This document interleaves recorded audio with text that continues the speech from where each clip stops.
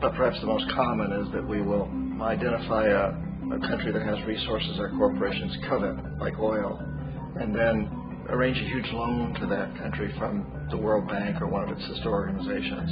But the money never actually goes to the country. Instead, it goes to our big corporations to build infrastructure projects in that country, power plants, industrial parks, ports, things that benefit a few rich people in that country, in addition to our corporations, but really don't help the majority of the people at all. However, those people, the whole country is left holding a huge debt, and such a big debt they can't repay it, and that's part of the plan, that they can't repay it. And so at some point, we economic hitmen go back to them and say, listen, you lost a lot of money, can't pay your debt, so sell your oil real cheap to our oil companies.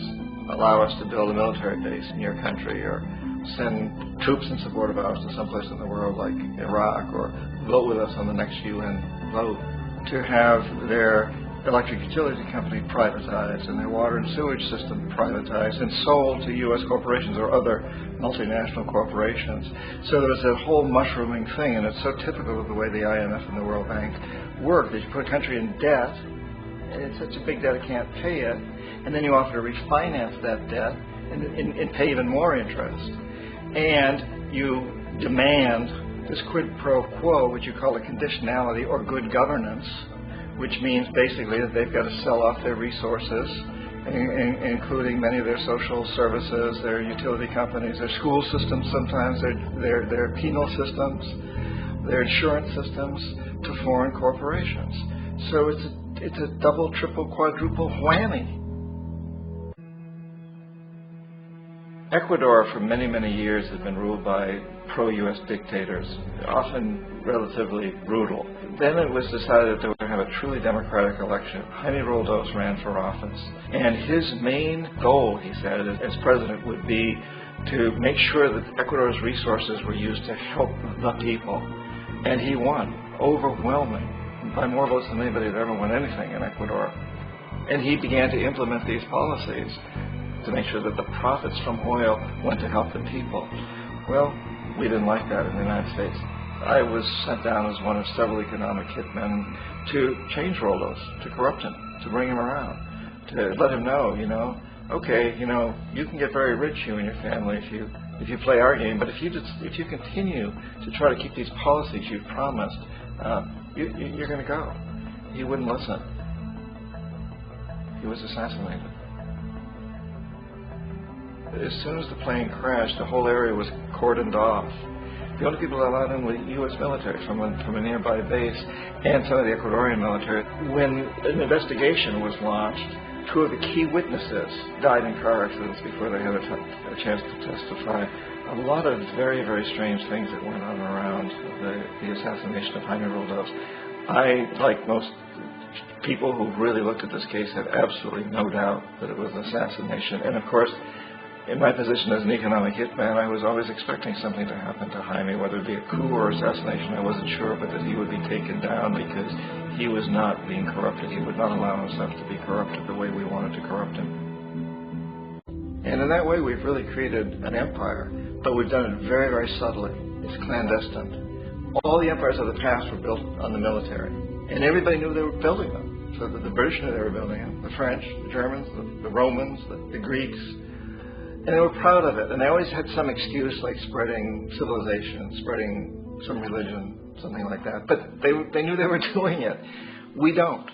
The majority of the people in the United States have no idea that we're living off the benefits of a clandestine empire, that today there's more slavery in the world than ever before. And in a way, our government is invisible a lot of the time, and its policies are carried out by our corporations on one level or another. And then again, the policies of the government are basically forged by the corporatocracy and then presented to the government. They become government policies. So it's an incredibly cozy relationship. This isn't a conspiracy theory type of thing. These people don't have to get together and plot to do things. They all basically work under one primary assumption, and that is that they must maximize profits regardless of the social and environmental costs.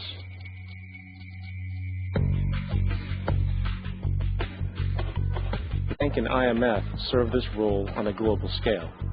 The basic scam is simple. Put a country in debt either by its own indiscretion or through corrupting the leader of that country. Then impose conditionalities or structural adjustment policies, often consisting of the following.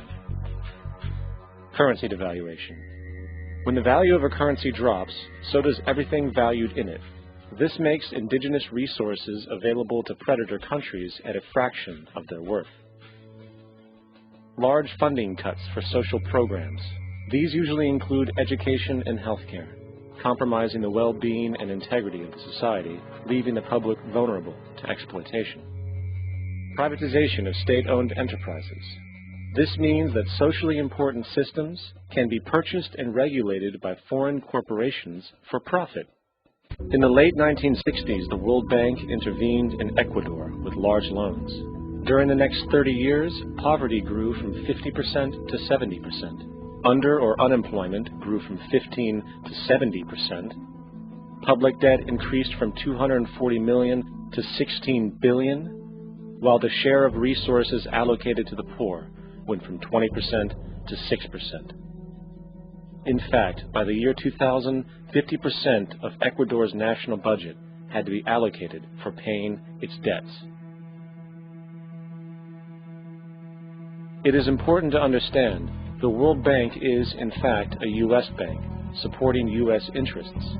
For the United States holds veto power over decisions, as it is the largest provider of capital. And where did it get this money?